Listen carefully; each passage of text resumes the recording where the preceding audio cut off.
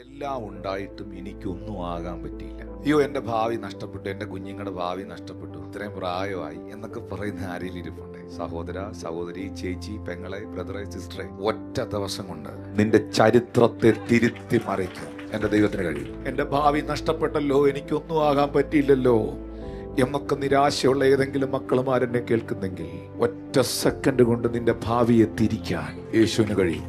ദൈവം ജനാലകൾ നമ്മുടെ മുമ്പിൽ അടയ്ക്കുന്നത് ചില കതകുകൾ തുറക്കാനാണ്.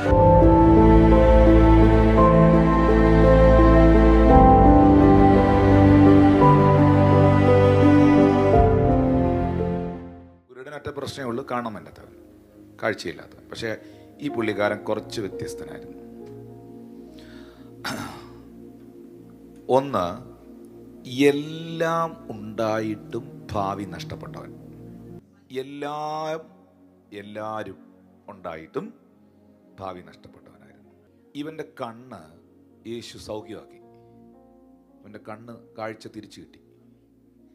ഇവൻ സൗഖ്യമായി കഴിഞ്ഞപ്പോൾ യഹൂദന്മാരെല്ലാം കൂടെ ഇളകി മറിഞ്ഞ് പ്രശ്നം ഉണ്ടാക്കാൻ ഇവന്റെ വീട്ടിൽ ചെന്നു. യോഹന്നാൻ 9:20. അവന്റെ പേരൻസിനോട് ചോദിക്കുകയാണ്. അവന്റെ അമ്മയപ്പന്മാർ അതിന് മറുപടി പറയുക, കുരുടനായി ജനിച്ചു എന്ന് നിങ്ങൾ പറയുന്ന നിങ്ങളുടെ മകൻ ഇവൻ തന്നെയോ? എന്നാൽ അവൻ ഇപ്പോൾ കണ്ണ് കാണുന്നത് എങ്ങനെയെന്ന് അവർ അവരോട് ചോദിച്ചു. ആരോടാ ചോദിച്ചത്? പേരൻസിനോട്. എവിടാ പോയത്? അവന്റെ വീട്ടില്. മനസ്സിലായോ? അപ്പൊ അവന് വീടുണ്ടായിരുന്നോ? അപ്പനും അമ്മ ഉണ്ടായിരുന്നോ? ഈ യാചകൻ, ഭിക്ഷക്കാരൻ, വഴിയിലിറങ്ങി യാചിക്കുന്നവൻ എന്നൊക്കെ പറയുമ്പോൾ നമ്മുടെ മൈൻഡിൽ ഒരു സാധനമുണ്ട്, ആരോരും ഇല്ല. പക്ഷെ ഇവൻ അങ്ങനെ അല്ലായിരുന്നു. ഇവന് വീടുണ്ടായിരുന്നു, ഇവൻ അമ്മയപ്പന്മാരുണ്ടായിരുന്നു. ഇനി അടുത്തത് നിങ്ങളെ ഞെട്ടിക്കും. ഇവനൊരു ചർച്ച ഉണ്ടായിരുന്നു. അപ്പനും അമ്മയും മാത്രമല്ല, വീട് മാത്രമല്ല, ഇവനൊരു ചർച്ച ഉണ്ടായിരുന്നു. 9:22. യഹൂദന്മാരെ ഭയപ്പെടുക കൊണ്ടത്രേ അവന്റെ അമ്മയപ്പന്മാർ ഇങ്ങനെ പറഞ്ഞത്. അവനെ ക്രിസ്തു എന്ന് ഏറ്റുപറയുന്നവൻ പള്ളിഭ്രഷ്ടനാകണമെന്ന് യഹൂദന്മാർ തമ്മിൽ പറഞ്ഞൊത്തിരുന്നു. യഹൂദന്മാര് തമ്മിൽ പറഞ്ഞൊത്തിട്ട വന്ന് ഇവനെ പള്ളിയിൽ നിന്ന് പുറത്താക്കണമെന്ന്. അപ്പൊ അപ്പനും അമ്മയും ഉണ്ടായിരുന്നു, വീടുണ്ടായിരുന്നു, പള്ളിയും പള്ളിക്കാരും ഉണ്ടായിരുന്നു, ആ പള്ളി മെമ്പർഷിപ്പ് ഉണ്ടായിരുന്നു. എല്ലാം ഉണ്ടായിരുന്നിട്ടും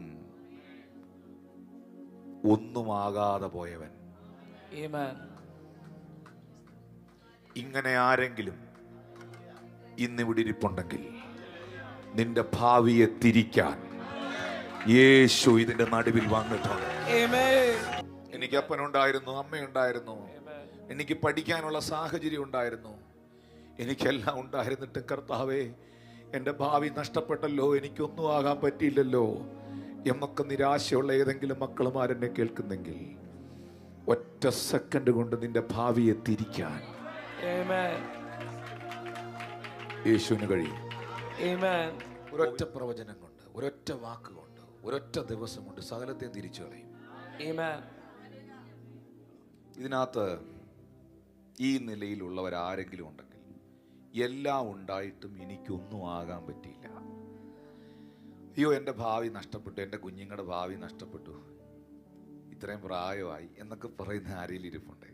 എൻ്റെ പൊന്നച്ഛ, സഹോദര, സഹോദരി, ചേച്ചി, പെങ്ങളെ, ബ്രദറെ, സിസ്റ്ററെ, ഒറ്റ ദിവസം കൊണ്ട് നിന്റെ ചരിത്രത്തെ തിരുത്തി മറിക്കും എൻ്റെ ദൈവത്തിന് കഴിയും.